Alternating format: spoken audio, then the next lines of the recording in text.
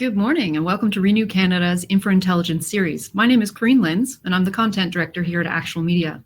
I'll be your moderator for today's discussion. Now, before we get started, I'll give you a quick tour of the Crowdcast platform, which is this awesome setup we're on today. By now, you've probably noticed everyone checking in on the right-hand side with the chat feature. Please say hello and let everyone know who you are and where you're from. And right above the chat, you'll see an Actual Media icon. If you click follow, you'll continue to be updated on our InfraIntelligence series as new webinars are announced. And now down below, you'll see a variety of information. You can see how many people are signed in to today's webinar. You can see the polls feature where we encourage you to cast your votes. And you'll also see a little green button with a link that'll appear there, and that'll change throughout. And these are links to the speaker's website. So please, we encourage you to check those out as well. And most importantly is the Ask a Question feature. So don't be shy about becoming part of the conversation. We'll do our best to answer as many questions as possible throughout. Now, this is the fourth webinar in our 6-part series. The first in January, we talked about building energy solutions. The second in February was about green infrastructure and natural assets. And then the third one, last month, was focused on the digital age of construction. Now, today's topic, funding Indigenous megaprojects, gives us the opportunity to take a closer look at the partnerships between Indigenous communities and the builder developers that are leading to some of Canada's really most exciting infrastructure projects. Projects that can be maintained in and by the Indigenous communities they serve. Now, before I introduce our speakers, I would like to take a minute to acknowledge the many First Nations and Indigenous peoples of Canada as the original stewards of this great country. I'm here in Toronto, which is located on the traditional territory of many nations, including the Mississaugas of the Credit, the Anishinaabe, the Chippewa, and the Haudenosaunee, and the Wendat peoples. We all share in the responsibility of our natural infrastructure, and there is much we can learn from the traditional knowledge of the land, water, and materials that allow us to build projects that benefit all Canadians. All right, so let's get started and meet today's speakers. I'm going to begin by leading each of the panelists to the screen. Once they're on screen, I'll have each of them spend just a couple minutes to introduce themselves and quickly tell us a little bit about where they're from, what their role is, and what perspective they bring to today's discussion. So first, I'll invite you guys to screen. So we got Benoit Dion from Sanexon. And then we have Chief Charlene Gale from Fort Nelson First Nation. Here they come. Good morning. And then we'll have Hilary Thatcher from Canadian Infrastructure Bank. Good morning. And Stefan Liddington from Colliers, last but not least there. Now we're going to start out. And Benoit, will you kick us off, please, with your introduction and a little bit about Sanexon as well? Yes, thank you, Corrine. Hello, everyone. I'm very happy to be here with you today. I'm truly honored to be part of a panel of distinguished speakers. I've been with Sanexon for more than 12 years. I'm currently the Senior Manager for Business Development. Sanexon is an environmental contractor specializing primarily in soil, water, and waste management. Our company's head office is in the province of Quebec, but we also have offices in Kitimat, in northern BC, and in the Arctic. My role is to develop new market opportunities, which includes forming alliances with Indigenous communities. Our first partnership with Indigenous group dates back almost 20 years with the creation of Kikik-Talok Environmental in Iqaluit, Nunavut. I sit on the board of directors for 2 companies we have present in the Canadian North, one in Nunavut and one in Nunavik, northern Quebec. Our agreements, be they companies or joint ventures, are for the most part in Eastern Canada, northern Quebec, Nunavut, and in the Maritime. We are currently in negotiations with groups in northern BC. We currently have a team of 20 professionals working full-time directly on projects in Indigenous communities and territories. We recently created a new position of Director of Indigenous Relations to maximize the opportunities to collaborate and generate projects with the First Nation communities. The relationship that I have with the Indigenous peoples dates back more than 15 years. I had the opportunity to work on more than 10 large-scale projects in the Arctic, Northern Ontario, and Manitoba, where 90% of the workforce were Inuit or of the Cree Nation. I enjoyed my experiences and felt a very strong connection with the people, culture, and nature. I felt and feel that by working together and joining our knowledge, we can accomplish great things. Thank you. All right, Chief Gail, you're up next. Well, good morning, everyone. I'm joining you from the traditional territory of Treaty 8 and my home of Fort Nelson First Nation. First off, I just want to thank Corinne for having us here today. It's great to be on this panel with Hillary and Stephen, who do tremendous work in this area. I'm going to talk briefly about projects that are happening, both in my role as Chief of the Fort Nelson First Nation and my role as the Chair of the First Nation Major Projects Coalition. I believe we're in a turning point in Canada where Indigenous participation as partners and as proponents of projects is becoming more common. In my community, our nation is championing the Clark Lake Geothermal Project, and the project represents a $100 million investment in the clean energy future of our territory. It is 100% owned by our nation, which is pretty remarkable for a project its size and scale to not have a partner. We're very excited about it, and we have a lot to share with you over the next coming years because the project is currently in the development stage with the test well being drilled, and we hope to bring the project online in 2024. Separately, through the work of the First Nation Major Projects Coalition, our organization has been supporting our members on advancing other major infrastructure projects. Our capacity support is active on 5 different projects representing a combined total capital cost of $7 billion. Each of those projects have an equity component for Indigenous ownership, which I believe is very important as we move forward together through economic recovery. Overall, there's a want from our nations to become involved as partners in the economic activity that is happening in their territories. And our participation in major infrastructure projects is an opportunity for us to help shape the future and to strengthen our economies. This work presents many opportunities and also many challenges. So I look forward to discussing this with you today in this conversation. So thank you. Fantastic, thank you. And I'm going to go to Stefan next, just because we're following the flow of my screen here. Go for it. Okay, and thank you, Stephen Liddington. It's the PH is easy to. It happens all the time. And I'm joining you from Ottawa this morning. So I'd like to acknowledge that this is the traditional territory of the Algonquin peoples. And thank you for joining us this morning and for the participation to be here with you. I work for Collier's Project Leaders, and I lead our infrastructure advisory practice, particularly related to project finance and financing in major projects. And in particular, in the context of what we'd like to discuss today is meaningful equity participation for First Nations in equity projects and how this enables First Nation participation into the economic mainstream and develops future opportunities. And we'll also chat a little bit about the challenges that are obstructing that path at the moment and how we can overcome that more conveniently or more simply with fewer challenges than we're presently seeing in the market and have seen in the past. We do have some success stories to talk about, and I'm looking forward to that as well, and ideas on how to overcome barriers on financing, but also on capacity and opportunity and bringing opportunities forward that can get met with greater reception. So thank you again for having me. Great, thank you, Stephen. Okay, Hillary, you're up next. Hi, and thank you. I just have to acknowledge that I've been enjoying the side panel and seeing where everybody's joining us from today. And it looks like we have representation from coast to coast to coast and from all sectors and industries. So I want to welcome all the guests who are participating in listening today. And say that my name is Hillary Thatcher, and I lead the work at the Canada Infrastructure Bank on Indigenous and Northern infrastructure.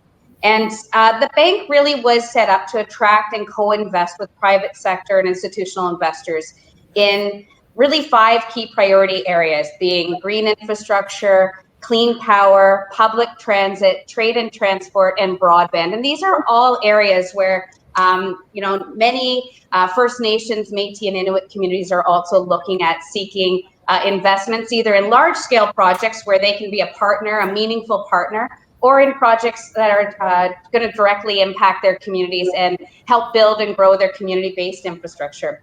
On March 19th, the Canada Infrastructure Bank announced our new initiative, the Indigenous Community Infrastructure Initiative, where we're really focusing on targeting funding and infrastructure investment in community-based infrastructure to help close the infrastructure gap in the same 5 key priority areas. And I can assure you that since that announcement, we have been very busy working with communities from coast to coast to coast and seeing how we can move forward opportunities to close that infrastructure gap and have a real impact in community well-being. So with that, I'm looking forward to the rest of this discussion on this panel. Thank you very much. Thank you very much. All right, let's jump in and get to the discussion. There are several really quite massive Indigenous-led projects right on Renew's top 100 projects in Canada list. We have the Kiask and the Watimikiniat hydro projects, just to have 2 examples. I'm curious to know, what are your thoughts on how these ownership and partnership models are evolving? And by all means, your comments don't need to be limited to these 2 projects that I referenced. I know you've already mentioned a few really big ones that are happening now. So why don't we start? Benoit, why don't you jump in? Yeah, thanks, Corinne. On our side, we don't usually work upstream of the project. It's most of the time we're involved in the closure or more in the remediation stage of projects. For instance, one of the large work sites that will begin in Quebec is the decontamination of more than 200 abandoned mining sites, of which many are located in Indigenous lands.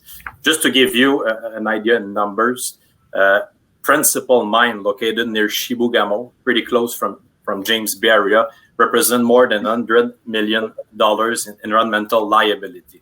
So there are certain portion of this work situated on Cree Nation and which are negotiated directly and won't go to an RFP process. That's a huge opportunity. So as such, there are opportunities for the First Nation to come together with the experts and sit down with the ministry ready to negotiate. Fantastic. Anyone else like to jump in? I'll jump in. So what we're seeing is the business readiness of our nations is increasing, and we're moving beyond the traditional impact benefit agreements, contracting and procurement to ownership and co-development.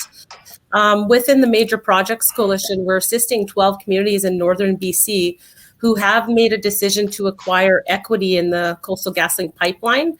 And we also have members who are considering participating in the Trans Mountain pipeline.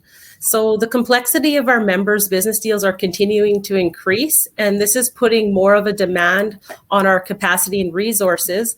But there's also opportunity that we haven't seen before. So it's a very exciting time. And we see this trend continuing because achieving partnerships on projects that bring added level of certainty that I think is important for both our Indigenous communities and investors. It's what we're both looking for. It's a great way to form a partnership, and partnership is the clearest form of consent. When you're a partner on a project, you're fully included, and the need to achieve this level of certainty is critical in moving forward with project development in Canada. That's fantastic. Hillary, did you want to add to that too? Sure. I'll echo a little bit about what Chief Gale just spoke about in the gaining capacity across our communities. So, at the bank, we're actually working on a really important project, much like the Watikiniat Power Project. It's really the first of the kind of getting multiple communities, First Nation communities, off diesel and onto clean, renewable power. And the communities in that region are driving and drove that project. We're seeing the same thing with the Kavalak hydrofiber link that we're working on at the Canada Infrastructure Bank, where the Inuit are really driving that project. They're driving every aspect of that project from the early development stage to what will eventually be contracting and building a line, which will get, again, 5 Inuit communities, not only the first land-based connection to Nunavut, but also 5 communities off diesel with a reliable supply of affordable power and clean power, but also broadband, which will be the first broadband connection to the Nunavut region as well. So these are tremendous projects that are being driven by communities that are growing in their both financial capacity, but also their development capacity and understanding how to forge strong partnerships and are looking for strong, private sector partners to help them to move these projects into fruition. So. Yeah, I'm also glad that you mentioned the sustainability angle from there as well. I mean, all of those communities coming off diesel alone. I mean, speaking geothermal, there's so many great projects here that, I mean, that's not the emphasis of the conversation we're having at this moment, but boy, what a fantastic side effect that would be for you. How about you? Sorry, Stephen, would you like to jump in on this one too? Sure, I'll wrap us up here a little bit. I think that those are great project examples. And one thing that they mostly have in common, particularly kicking off with Wataynikaneyap and Kiosk, is that they are good partnership models with legislated monopolies in a regulated utility space. And for that reason, Wataynikaneyap was able to work with government to get a 51% stake in that project, and with Fortis their partner. And Kiosk is 25%, again, with the support of government enablement of this type of inclusion and equity participation. It is a tremendous success story in both cases. However, the burden is on government that we see there, and that's the distinction that I'd like to make a little bit.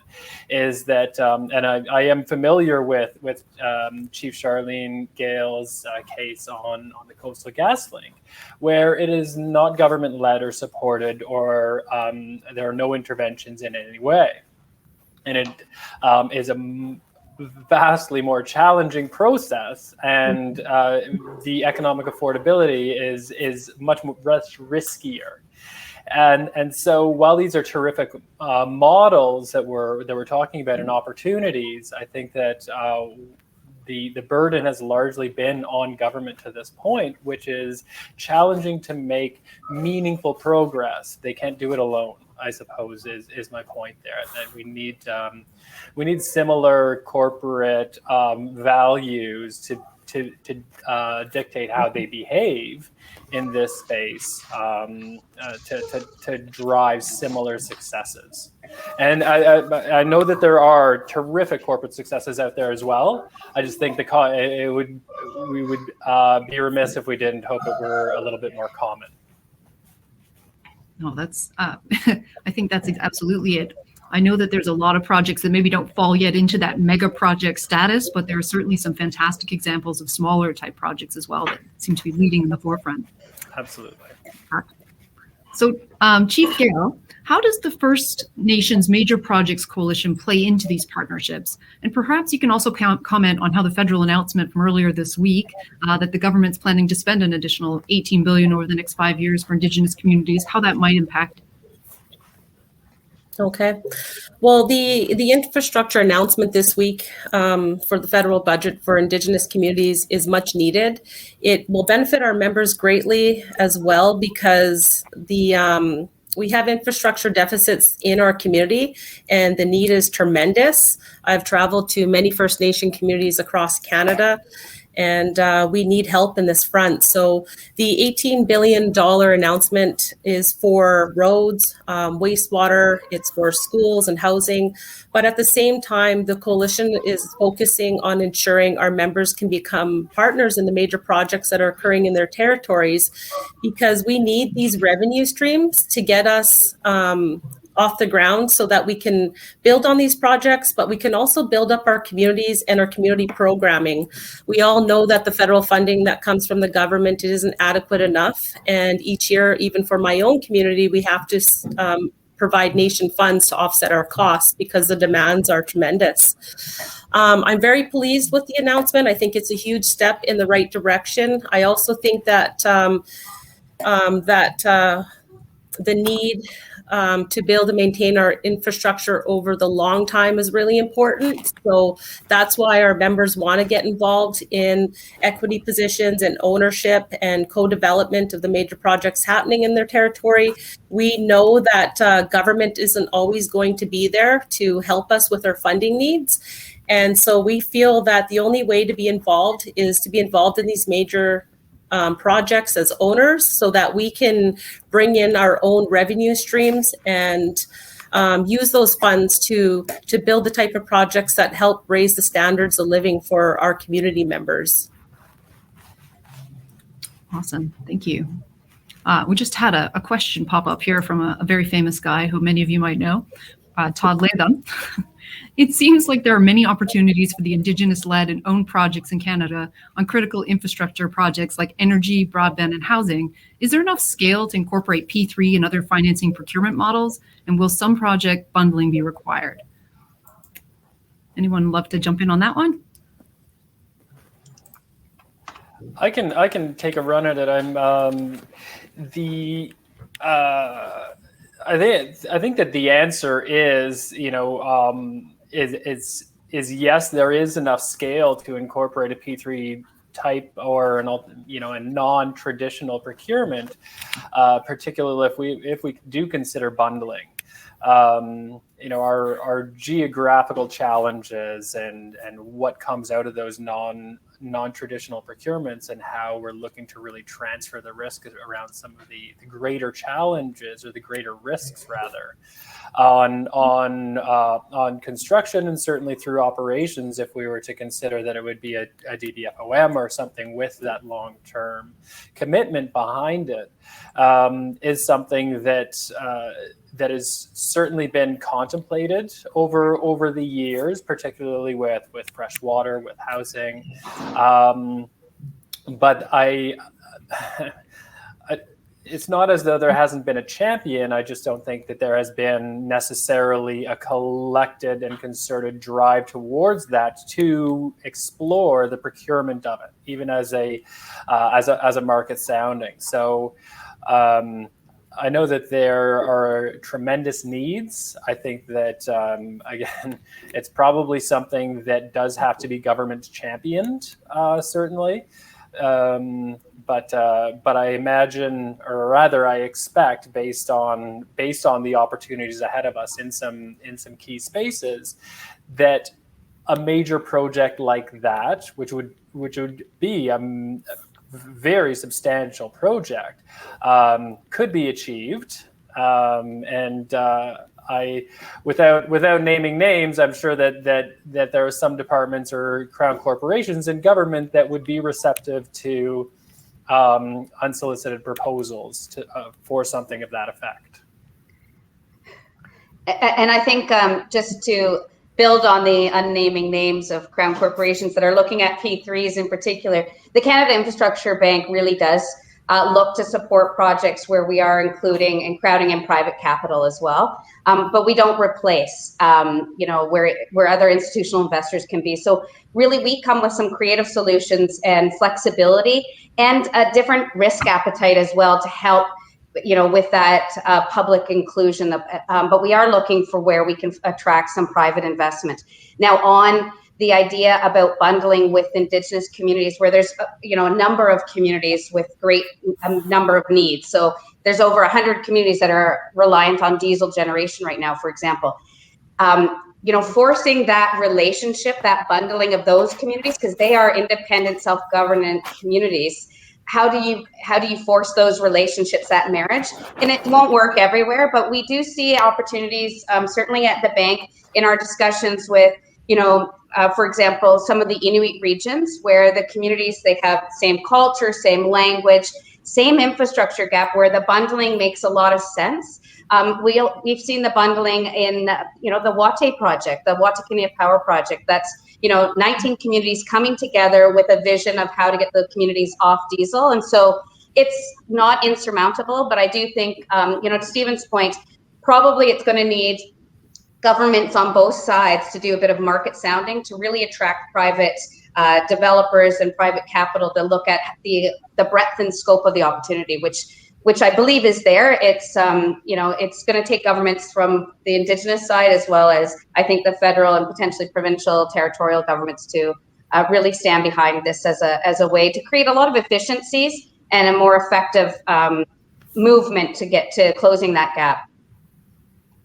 Yes, and that was a really good question. And I know that the First Nation Major Projects Coalition would be willing to help and facilitate that process. That's great. Awesome. Thank you. I'm going to hop over to our other questions. So actually, Hillary, it's a good jumping point because I was going to ask you also, so the role of the Indigenous Community Infrastructure Initiative, what will that have in terms of the evolution going forward, but also, will it also be impacted by this week's government announcement? I was kind of jumping off of what we were talking about with Chief Gale. Yeah, I think the government's announcement is, as Chief Gale said, it's welcome. It is much needed. We know that the infrastructure gap facing First Nations alone is in excess of $30 billion. So the announcement this week of just over $4 billion for infrastructure investment is, absolutely needed. And, when I think about the gap facing both First Nations, Métis, and Inuit communities, it's well in excess of the $30 billion that's been quantified. The initiative that the CIB launched, the Indigenous Community Infrastructure Initiative, really is a debt tool to help help communities look at alternative solutions to financing their infrastructure.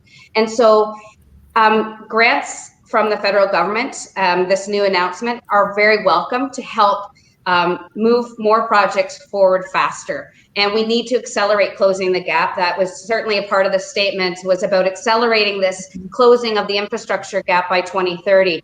And being able to look at the initiative by the Canada Infrastructure Bank in partnership with a grant mechanism from the federal government, along with investments from private sector, from the community's own sources of revenues in many cases, can really move many more projects forward faster. So, it means that all projects won't be 100% reliant on grant. They may be able to lever some debt along with that, some of the granting dollars, as well as other investments, and should be able to move the projects forward faster.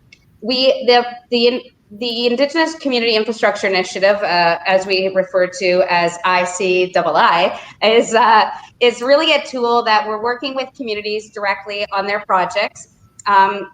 To lend to their projects, and we can lend up to 80% of the capital costs at very low rates of interest with long amortizations to create that flexibility that's often needed for a payback schedule. We are looking at revenue generating assets, and this is new for some communities. Some communities don't think about generating revenue from a water wastewater system, for example.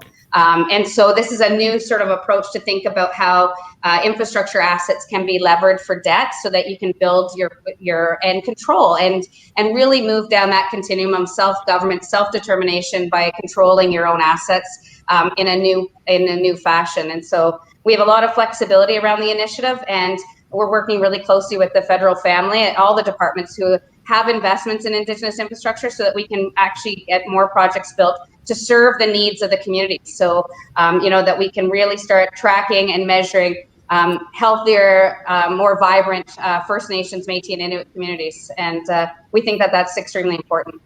It makes sense. It seems like the more collaboration, the more partnership, there seems like a very strong openness in the community in general to make all these projects happen. We have another question from our audience here that I'm going to throw to you now. What role can the private sector play in helping nations take ownership of their fair share of projects and build capacity for longer term benefits? Who would like to give that one a shot?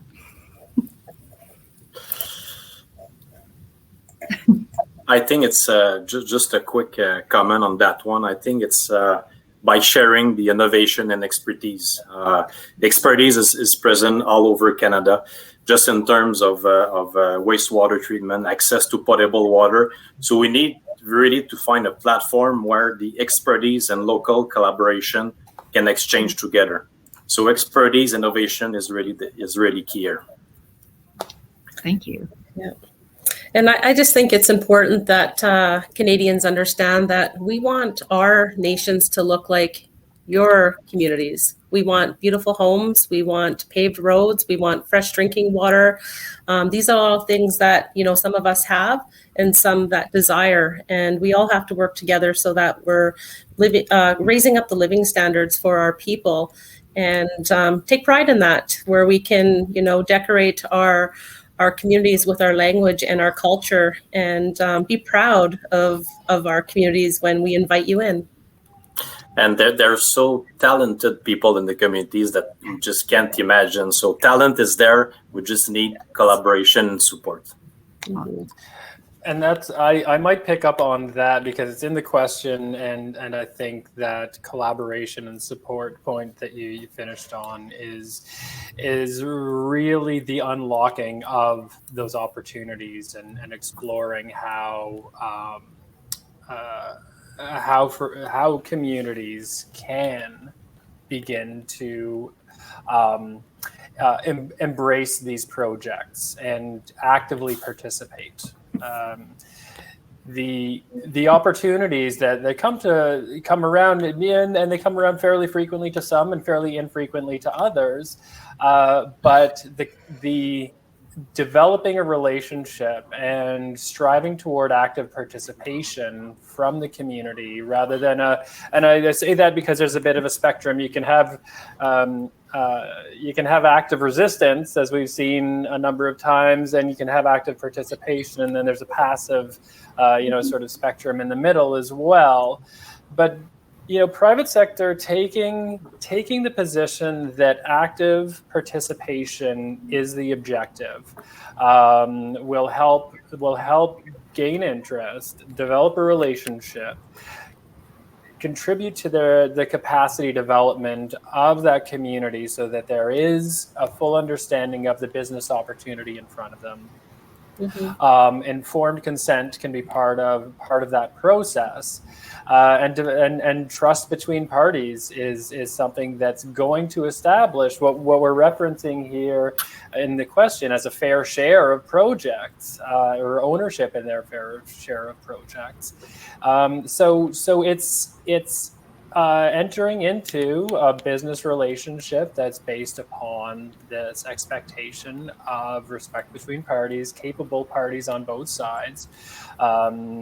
Capacity support is one of the greatest challenges that we are seeing, because it takes a lot of investment to get these projects from feasibility or from conception through to feasibility and delivery. And so during that time, equal participation is often favored, but the equal deemed equity or the equal payment of resources into a project is where First Nations communities can often be left wanting or struggling to keep up. So I think that there is a role for a private sector partner to be able to vend in services into under an MOU and an agreement, and maintain that equilibrium of a relationship through to lead to construct in a partnership. I just want to add one thing to Stephen's comments, because I think it's really important, and it's something that we're seeing quite a bit, where we have private sector or even provincial utilities who begin the development phase of a project with on the horizon an Indigenous inclusion or Indigenous equity opportunity or meaningful participation, but they continue to work on the project, develop the project, figure out how they're going to finance the project without that partner. And I'm hearing from communities, and my experience with communities has been at that early development stage, begin the engagement, see whether or not the communities actually want to be an equity partner and how they can start beginning to think about how to realize on accessing equity or accessing capital. Think about, as at the early planning stages, even things like with a transmission line, alignment and routing is so critical. And the First Nations Métis Inuit, where the territory is going to cross, know the land better than anybody who's doing a desktop exercise in an urban, office. They know the quality of the land. They know where the burial sites are. They know where sacred sites are that you're not going to be able to cross. And it can save the project, not just in, capital and costs and delays, but it can save the project in terms of its reputation and its stake with a potential and future Indigenous partner.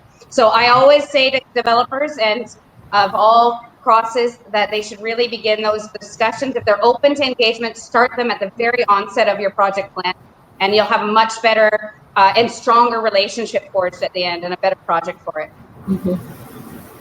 That's a great point, Hilary. Too many times, many times we see deals come through fully baked, and the opportunity for increased involvement is already shoved out. So it's a little bit. It is frustrating to see that. So just inception level engagement and meaningful participation and involvement is I think that point is well taken. It sounds like it. So transparency and early engagement are key. Yeah. I'm going to hop to one of our poll questions now. And while we go through this, for anyone out there who has not yet cast their vote, please go ahead and jump in while we're doing that. But the first poll question we have here is, as Canadians begin to plan, or Canada begins to plan its post-pandemic recovery strategy, are First Nations communities at risk of becoming afterthoughts in government infrastructure investments? I think that's interesting timing, what with the budget announcements this week. So we've got, pretty, no is definitely winning on the votes here for sure. Does this surprise anyone, or? I wonder if we had asked the question pre-budget. Yeah, right. What the response would have been. I can tell you that the question was written pre-budget, but it's great to see the investment. All right. Well, maybe let's try the second one then, since it's might be more time. First Nations are aware of the reasons behind slow progress in Indigenous-led infrastructure. Which of the following is the greatest barrier? And then we've got financing with 18%, capacity, that being lack of capacity to undertake sufficient capital planning and project management, coming in with a 68%, just went up. Scale, so most First Nations community infrastructure projects are between 1 million and 25 million, coming in at 3%.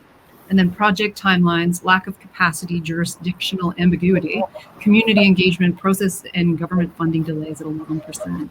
So capacity is coming in strong here. Lack of capacity to undertake sufficient capital planning and project management. Yes, I think I'll take a stab at this one. Go for it.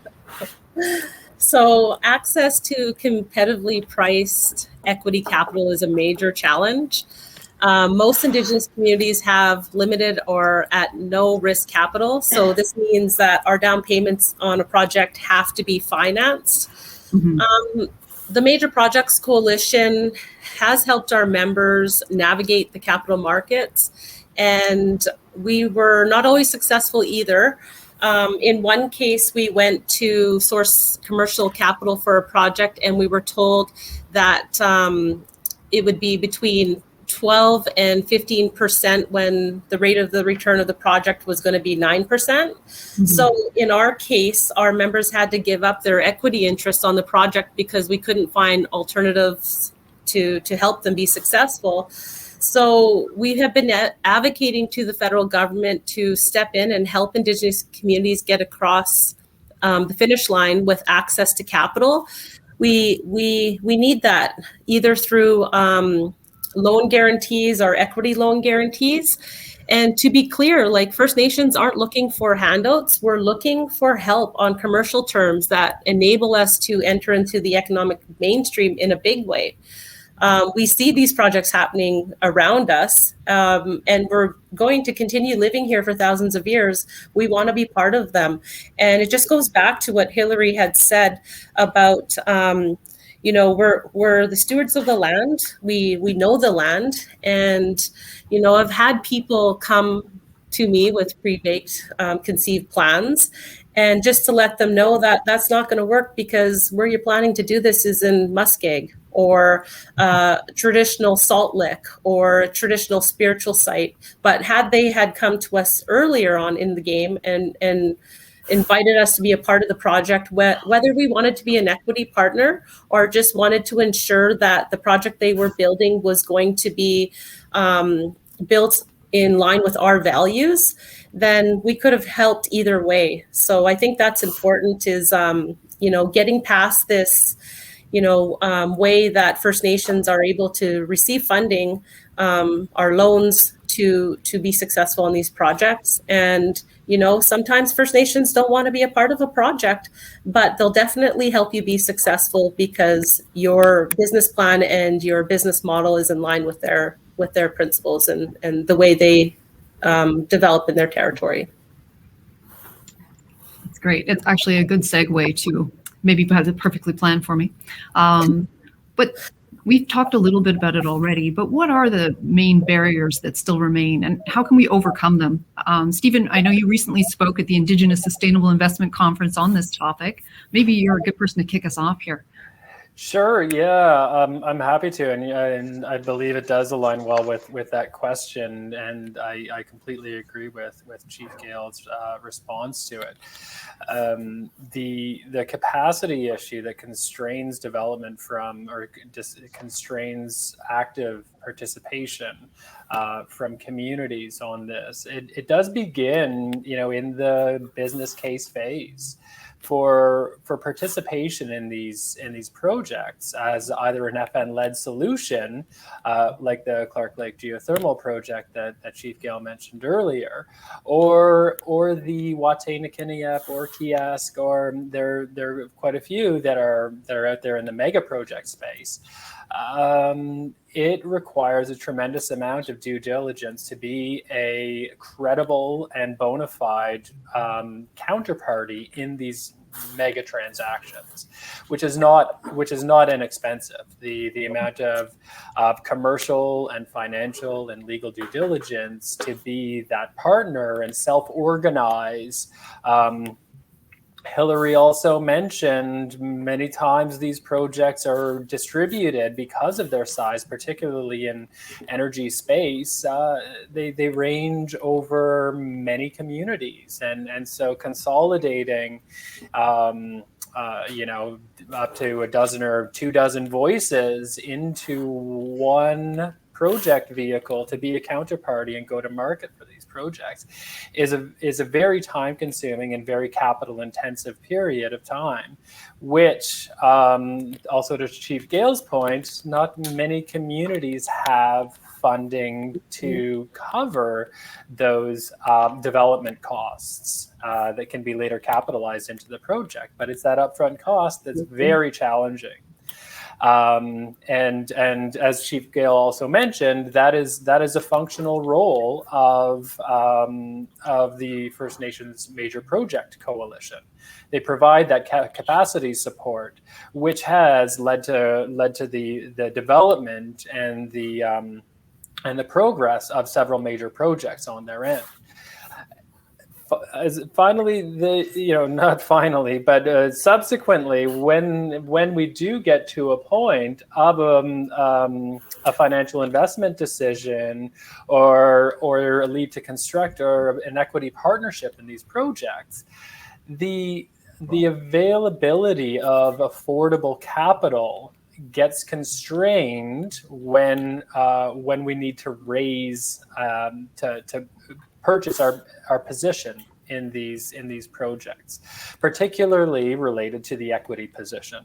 Chief Gale's example was a perfect demonstration of a project that yields a pretty substantial return at equity 9%, but is still unaffordable because we're taking a debt style equity loan in order to buy that equity. And so the lender is assessing the riskiness of the project, assessing the riskiness of the equity in the project and the pass-through, plus they're one extra vehicle away from the revenue. So it just becomes risky, unaffordably risky. And that's where the greatest challenge on that final push to actually participate lies. And to Sorry, think, Chief, you were going to say? Yes, and to think if that barrier wasn't in place at that time, that project could have been built by now, with no delays and on budget. Right, and there are some avenues that we are becoming more and more available. I think that there are lending institutions that are established exclusively to lend to First Nations, and there is still a bit of a gap in the market because there is an awful lot of demand, and to qualify for that lending, the community has to bear a certain strength of balance sheet. So those options, although they exist and they're being used successfully on a number of these projects, which I commend, to fill that equity portion. And then, as Hillary mentioned, the ICII program can backstop a debt portion of that. We are finding now, which seems like we're on the precipice of options. Is there room for more? I believe there really is. Is there room for private sector and development partners to take on some of that responsibility themselves and offer credit enhancements around these projects, particularly on the equity portion? Absolutely, there is. So in terms of capacity, in terms of financing, these are two of the greatest challenges that we're finding out there. And through policy discussions and improvements and a lot of uphill battles, I think we are finding ways through it. Yes. But there is a lot to be done. Awesome. Can I just add that I'd be remiss if I didn't mention a couple of the tools that do exist, where a couple of jurisdictions have, leaned in to try and find some solutions that really have resulted and yielded in many, positive projects. And so in Ontario, the Ontario Loan Guarantee Program, it's the Aboriginal Loan Guarantee Program, really did help many First Nations and Métis communities access capital using a loan guarantee for their investment in green energy projects, renewable projects, and transmission.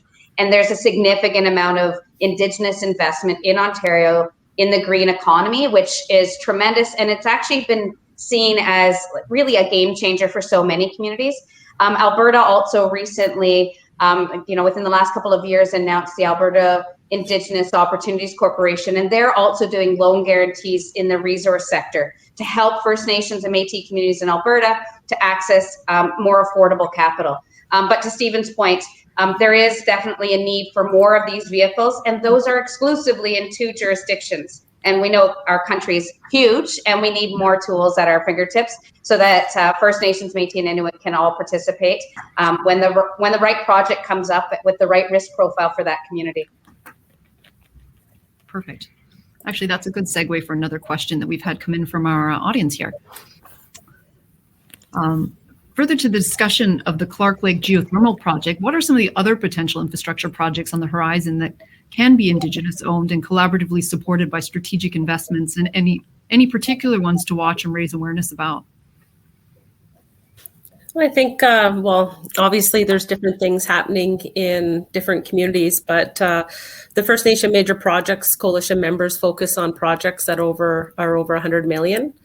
And I know, some of our communities are really interested in getting involved into the electricity grid and the infrastructure of that. And also, other renewable projects that are up and coming, wind projects. We're excited about our geothermal project. For an example, there's other projects that are happening within forestry, oil and gas that we want to be involved in. And I just have to say that being involved in the First Nation Major Projects Coalition as a member for the past 4 years has really opened my eyes about what the opportunities are and what we can do. If we work together, we become stronger. One thing that I want to start wrapping my head around is we don't necessarily just have to partner with First Nations that are around our territory. We need to start reaching out provincially across Canada and regionally because there's opportunities for us to collaborate on huge projects, whether that's pipelines, like I said, electricity, grids and cross provinces. There's just so many opportunities, and our members are working diligently to find ways to work together. So I think that as you go forward, you're going to see more announcements about what First Nations are doing and how they're collaborating with industry and with investors and government and so forth. I think partnerships are just so important, and how you form those important partnerships can really come a long way. That's a very good point, Chief Gill. Yeah, I think there are a lot of opportunities. If we just see at Kitimat in BC, the LNG project is so huge. It brings a lot of opportunities.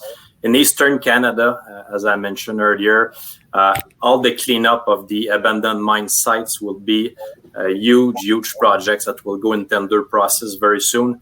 I'm going to add two other things is waste management in Nunavut. The current condition of the landfills, they're going to need to be reconstructed at all. So there's a huge opportunity there. We just need to have access to capital. And energy, obviously. In Nunavut, the 25 communities are working with diesel. Obviously, there's an opportunity to have a more renewable energy. So a lot of opportunity, and from east to west. Yeah. Yeah, for sure. I'd also say, you know, if we take a good look at the federal budget, there were sections outlining Indigenous investments, but there's sections on infrastructure. And I think about, you know, transmission, just to Chief Gill's point, transmission and interconnecting of provinces and territories. I think there's a number of projects that the federal government is seized with, that provinces and territories are also seized with, that are actually outlined in the budget. So we know that the federal government is going to be making commitments there. And those are areas where I think, you know, they cross traditional territories. We see Indigenous populations wanting to participate, and they would add a ton of value to those projects. And the last piece I would also say is, let's not forget our rail system. We know that there's growth happening in the rail system across the country. These are sustainable projects, and it's a sustainable way to move products from coast to coast. And so we're going to be seeing a lot of upgrades there. And I personally don't see a reason why Indigenous populations wouldn't have an interest in participating in some way in rail. In fact, we do know that, you know, the Cree Nation of Quebec have, you know, been signaling a massive rail project that they're working on directly. And there's a, you know, great opportunity for collaboration partnership. Yes, Hillary, thanks for bringing that up, because it's so important, like you said, to get our resources out of our territory. You know, for us, that's a challenge right now, and we're working diligently to have our railway repaired, because with that, it brings so much opportunity. Yeah, for sure. Excellent. I'll take this opportunity to squeeze in one more poll question before we start wrapping up. Okay. What are the greatest benefits to Canada for accelerating the adoption of Indigenous equity ownership arrangements? And this one's a bit of a landslide, and I think, which is good to see, actually. So economics coming in with 83% or 83.3% of the vote. Legal and environmental are both a flat 0, and political has 16.7%. So I think what we've been talking about today for sure is that these are, you know, significant business opportunities that are going to help, you know, all of Canada's population to make sure they have the infrastructure that they need. Any more comments there, like on the importance, the economics of these projects, just as a reiterate how important that aspect is? I would just say quickly that with economic stability of First Nations, Métis, and Inuit communities, we see, you know, more self-government, more self-determination, more decision-making, and we see healthier communities. And that's good for Canada. This is a benefit to the Canadian society. And so the economic piece, I wouldn't disagree with that at all. I think it's critical.